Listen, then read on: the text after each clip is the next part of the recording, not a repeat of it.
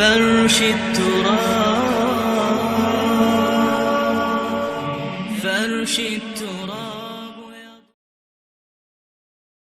اللہ تبارک و تعالیٰ نے نبی کریم صلی اللہ تعالیٰ علیہ وسلم کے معراج کے واقعے کو بالتفصیل بیان فرمایا۔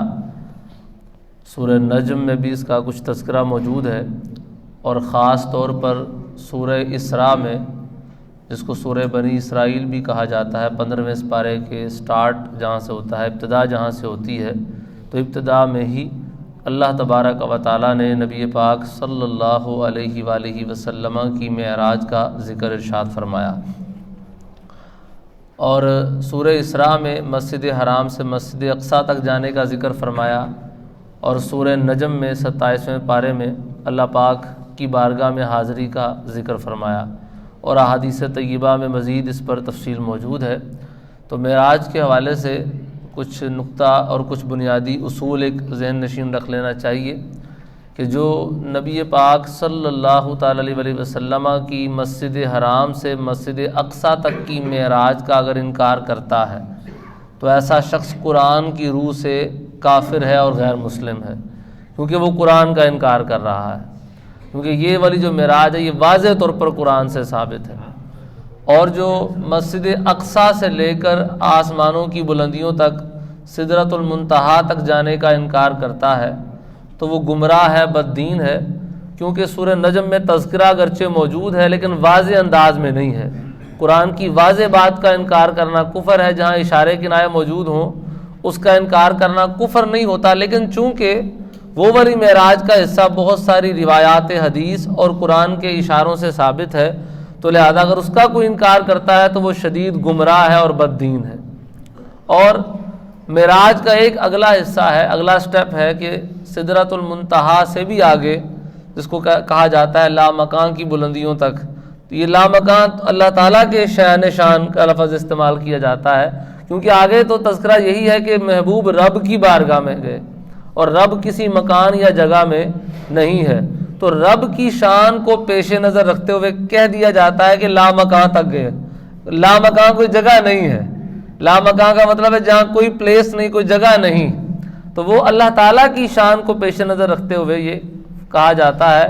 تو وہ والا جو معراج کا حصہ ہے وہ بھی احادیث طیبہ سے ثابت ہے، لیکن ان کا درجہ، ان احادیث کا درجہ ذرا کم ہے، تو ایسا شخص جو ان روایات کا انکار کرے وہ یقیناً غلطی پر ہے، اور اس کو گمراہ یا بد دین ہم نہیں کہیں گے، لیکن بہرحال وہ غلطی پر ہے، اسے اپنی اصلاح کرنی چاہیے۔ تو یہ معراج کے 3 سٹیپ ہیں، اور تینوں کے احکامات میں نے آپ کے گوش گزار کیے۔ تو معراج کا جو پہلا سٹیپ ہے مسجد حرام سے مسجد اقصیٰ تک، اس کا ذکر اللہ تعالیٰ نے قرآن پاک میں کس خوبصورت انداز میں بیان فرمایا۔ سبحان الذی اسری بعبدہ لیلا من المسجد الحرام الی المسجد الاقصی الذی بارکنا حولہ لنریہ من آیاتنا انہ هو السمیع البصیر۔ فرمایا پاک ہے وہ ذات جو اپنے بندے کو لے گئی راتوں رات مسجد حرام سے مسجد اقصیٰ تک، وہ مسجد اقصیٰ کہ جس کے گرد ہم نے برکتیں ہی برکتیں رکھی ہیں تاکہ اپنے بندے کو ہم اپنی نشانیاں دکھائیں، بے شک وہ سننے والا اور دیکھنے والا ہے۔ آیت کریمہ کی جو ابتدا فرمائی اللہ تعالیٰ نے، اس آیت کریمہ پر سمجھ لیں کہ مفسرین نے، علماء نے، محدثین نے، بعضوں نے سینکڑوں صفحات لکھ دیے، اور طویل خطابات۔ علامہ ظفر الدین بہاری صاحب رحمۃ اللہ تعالی علیہ کے غالباً 5 خطابات جو آپ نے 5 سالوں میں فرمائے، اور وہ کتاب کی صورت میں مجتمع ہے۔ میرا خیال وہ کتاب بھی تقریباً 450 صفحات پر مشتمل ہے۔ وہ 5 خطابات اس آیت کے کچھ حصہ کی تفسیر میں آپ نے کی۔ تو جس کو اللہ نے جتنا علم عطا فرمایا، اس نے اپنے علم جتنا اس نے غور و خوض قرآن میں کیا، اس غور و خوض کی بدولت اس نے جو نکات اس کی سمجھ میں آئے وہ اس نے لوگوں تک پہنچائے۔ تو علامہ ظفر الدین بہاری صاحب رحمۃ اللہ تعالیٰ علیہ نے تقریباً سمجھ لیں کہ اس آیت کریمہ کے بعض حصے پر 5 سال خطاب کیا، اور وہ خطابات آپ کے چھپے ہیں۔ علامہ ظفر الدین بہاری صاحب رحمۃ اللہ تعالیٰ علیہ کون ہے؟ یہ اعلیٰ حضرت امام اہل سنت امام احمد رضا خان علیہ رحمۃ الرحمن کے خلیفہ ہیں۔ آپ کے مرید بھی ہیں، خلیفہ بھی ہیں، اور بہت بڑے عالم دین گزرے ہیں.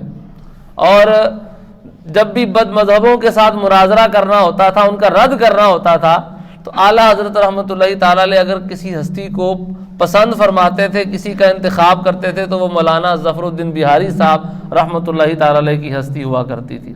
تو یعنی جو جتنا غور و خوض قرآن میں کرتا ہے وہ اتنے ہی موتی نکال کر لاتا ہے. تو اس آیت کریمہ پر بڑی بڑی گفتگو طویل علماء نے کی ہے، تو چند ایک بنیادی چیزیں میں آپ کے گوش گزار کرتا ہوں. فرمایا سبحان الذی. آیت کریمہ کی جو ابتدا کی اللہ تعالیٰ نے وہ لفظ سبحان سے کی. سبحان اللہ تعالیٰ کی صفت ہے، اللہ تعالیٰ کے اسماء گرامی میں سے ایک صفت ہے، اسم ہے، ایک نام ہے، ایک وصف ہے. فرمایا پاک ہے وہ ذات، یعنی رب تعالیٰ کی صفت ہے سبحان اللہ، کہ وہ اللہ جو ہر عیب سے پاک ہے، ہر عیب سے پاک اور منزہ ہے. کوئی عیب اس کی ذات کے ساتھ منسلک ہو ہی نہیں سکتا، وہ ہر عیب سے پاک ہے. وہ ذات جو ہر عیب سے پاک ہے. تو اب یہ والا وصف جو اللہ تعالیٰ نے یہاں ذکر فرمایا، کیوں ذکر فرمایا؟ اس کے ذکر کرنے کی ایک حکمت علماء نے، مفسرین نے یہ بیان فرمائی ہے کہ معراج کا واقعی ایک ایسا واقعہ ہے، یہ معجزہ ہی ایک ایسا معجزہ ہے جو عقلوں سے بالا تر ہے.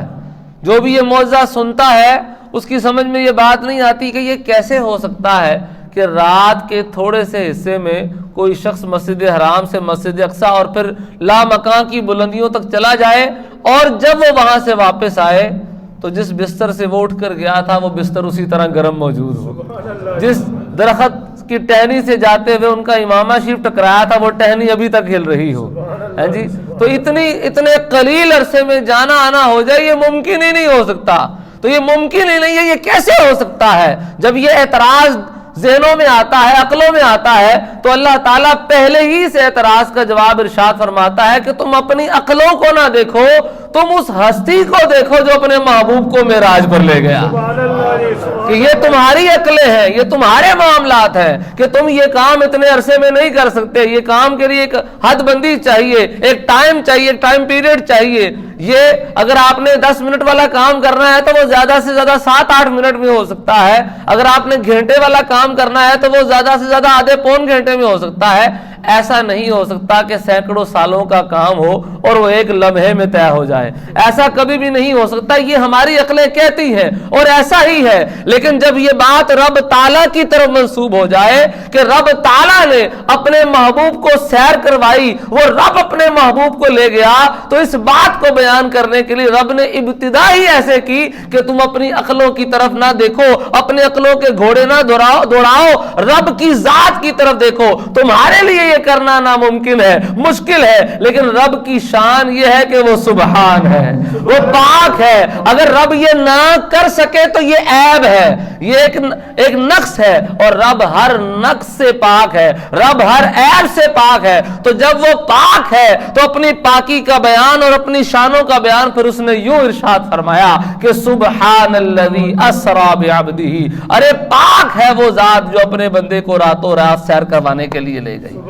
کہ جب وہ ذات پاک ہے، وہ رب ہر عیب سے، ہر نقص سے پاک ہے، تو پھر یہ والا نقص بھی اس کی ذات کے ساتھ منسلک نہیں ہو سکتا کہ رب اپنے بندے کو سیر کیسے کروا سکتا ہے رات کے تھوڑے سے حصے میں. بھائی وہ کروا سکتا ہے کیونکہ وہ قادر مطلق ہے.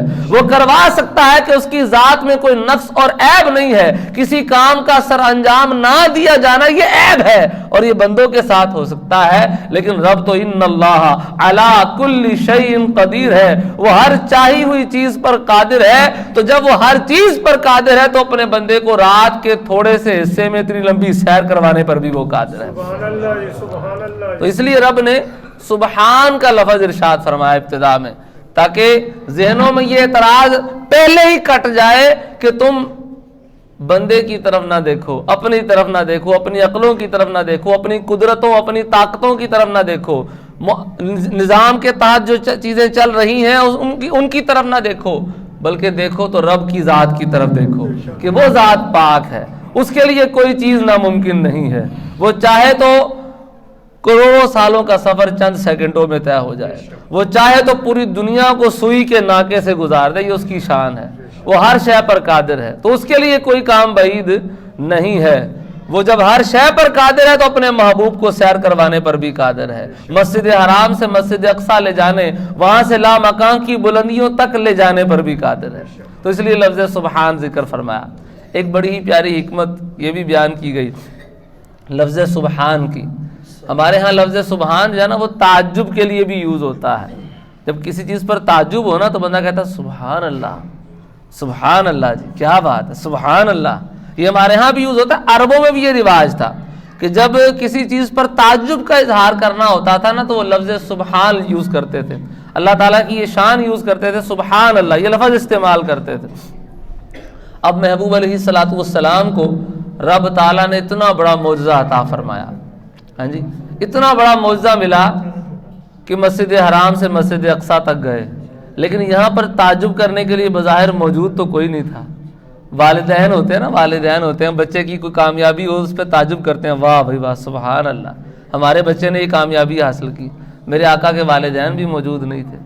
بعض اوقات اہلیہ ہوتی ہے وہ بھی کسی کام پر تعجب کا اظہار کرتی ہے کہ جی بڑا یہ ایک آپ نے بڑا ایک آپ نے کارنامہ سر انجام دیا ہے، بڑی ایک شان آپ نے پائی ہے، تو اس پر وہ سبحان اللہ کہتی ہے۔ اہلیہ حضرت سیدتنا خدیجہ الکبریٰ رضی اللہ تعالیٰ عنہا بھی وفات پا گئی تھی، وہ بھی موجود نہیں تھی۔ بظاہر کوئی اس معجزے پر، اس شان پر تعجب کرنے والا موجود نہیں تھا، بلکہ لوگوں نے انکار کرنا شروع کر دیا کہ یہ کیسے ہو سکتا ہے۔ تو رب نے جب اس بات کو بیان فرمایا تو گویا یہ کہا کہ اے محبوب تمہارے اس معجزے پر، اس شان پر اگر کوئی تعجب کرنے والا موجود نہیں ہے تو میں خود رب کائنات تو موجود ہوں نا۔ تو اس تعجب کو رب نے پھر بیان فرمایا سبحان الذی اسری بعبدہ، اے میرے محبوب تیری کیا بات ہے، سبحان اللہ، پاک ہے وہ ذات کہ تجھے راتوں رات مسجد حرام سے مسجد اقصیٰ تک لے گئی۔ تو تعجب کا اظہار پھر رب کی طرف سے، رب تعجب کرنے سے پاک ہے، لیکن یہاں پر جو تعجب کرنا چاہیے تھا قربت والوں کو، قریب والوں کو، پیار والوں کو، ان میں تھا کوئی نہیں۔ تو جب تعجب کرنے والا کوئی نہیں تھا تو رب نے پھر اپنے محبوب کی شان کو یوں بیان فرمایا کہ اے میرے محبوب پاک ہے وہ ذات جو تمہیں راتوں رات مسجد حرام سے مسجد اقصیٰ تک لے گئی۔ تو اس تعجب کو بیان کرنے کے لیے، اس حیرت کو بیان کرنے کے لیے، رب کو حیرت نہیں تھی لیکن وہ جو حیرت کرنی چاہیے تھی بندوں کو، پیار والوں کو، محبت والوں کو، ان میں تو کوئی تھا نہیں۔ تو رب نے اس حیرت کو پھر یوں بیان فرمایا سبحان اللہ، پاک ہے وہ ذات۔ تو یہ لفظ سبحان سے اللہ تبارک و تعالیٰ نے ابتدا فرمائی، الذی اسری بعبدہ۔ آگے فرمایا کہ وہ ذات جو اپنے بندے کو، جس نے اپنے بندے کو سیر کروائی۔ اسرا، اسرا اس کو اگر ہم عربی لینگویج کے اعتبار سے دیکھیں نا تو فعلوں کی نا افعال جو ورب ہوتا ہے نا اس کی دو قسمیں عربی لینگویج میں بھی ہوتی ہیں، انگلش میں بھی ہوتی ہیں، ایک ہوتا ہے لازم اور ایک ہوتا ہے متعدی۔ انگلش میں پتہ نہیں کیا کہتے ہیں، میرے ذہن میں فی الحال تو نہیں ہے، کہ جس کا کوئی مفعول ہوتا ہے نا اس کو کہتے ہیں متعدی، اور جس کا کوئی مفعول نہیں ہوتا اس کو لازم کہتے ہیں۔ یعنی جو فعل کسی شے پر واقع ہوتا ہے اس کو متعدی کہا جاتا ہے، اور جو کسی شے کے لیے نہیں ہوتا وہ فعل اور فاعل ہوتا ہے، بس اسی سے کمپلیٹ ہو جاتا ہے، اسے لازم کہا جاتا ہے۔ یہاں پر اللہ تعالیٰ نے فعل متعدی کو ذکر کیا کہ اسرا، سیر کروائی، یعنی سیر کروانے والا رب ہے، سیر فعل ہے، کروائی کس کو؟ اپنے محبوب کو۔ ایک ہوتا ہے سیر کرنا، ایک ہوتا ہے سیر کروانا۔ کرنے اور کروانے میں فرق ہے، سیر کرنا اور ہے، سیر کروانا اور ہے۔ جانا اور ہوتا ہے، لے جانا اور ہوتا ہے، طلب کرنا اور ہوتا ہے، بن مانگے عطا فرمانا اور ہوتا ہے جی۔ یہ باتیں کئی دفعہ یہاں پر الحمدللہ ذکر کی ہیں، لیکن شان مصطفیٰ ایسی ہے کہ جتنی بھی ذکر کی جائے اتنا لطف دبالا ہوتا چلا جاتا ہے۔ نبی پاک علیہ الصلوۃ والسلام کی شان و عظمت کو جتنا بیان کیا جائے دل میں اتنا ہی سرور پیدا ہوتا چلا جاتا ہے، عاشقوں کے دلوں میں اتنی ہی تسلی آتی ہے، اتنا ہی لطف آتا ہے، دلوں کو چین اور سکون پیدا ہوتا ہے جب شان مصطفیٰ کا بیان ہوتا ہے۔ تو فرمایا وہ رب پاک ہے جس نے اپنے بندے کو سیر کروائی۔ کروائی کا لفظ ہے، یعنی اس کا ترجمہ یہ ہو ہی نہیں سکتا کہ سیر کی، سیر پر گئے۔ ترجمہ یہ ہے کہ سیر کروائی، کروانے والا رب تھا، کرنے والے محبوب تھے۔ کرنا اور ہے، کروانا اور ہے جی۔ کرنے میں طلب ہے کہ مجھے سیر کرواؤ، میں سیر کرنے جا رہا ہوں، اس میں طلب پائی جا رہی ہے۔ کروانے میں طلب نہیں ہے، بن طلب وہ شان عطا کی جا رہی ہے۔ اگر انبیاء کرام علیہم الصلوۃ والسلام اور نبی پاک علیہ الصلوۃ والسلام کی شانوں کا اگر موازنہ کیا جائے تو ہمیں دیگر انبیاء اور نبی پاک علیہ الصلوۃ والسلام میں یہ بات واضح طور پر نظر آتی ہے کہ دیگر انبیاء کرام علیہ الصلوۃ والسلام کو جو شانیں رب نے عطا فرمائیں وہ انہوں نے طلب کی، رب سے مانگی، لیکن جب محبوب پاک صلی اللہ علیہ وآلہ وسلم کی باری آتی ہے تو یہاں طلب کرنے کی ضرورت نہیں پڑی، بلکہ بن مانگے ہی رب نے وہ شانیں عطا فرمائیں جو کسی کو بھی نہیں عطا فرمائیں۔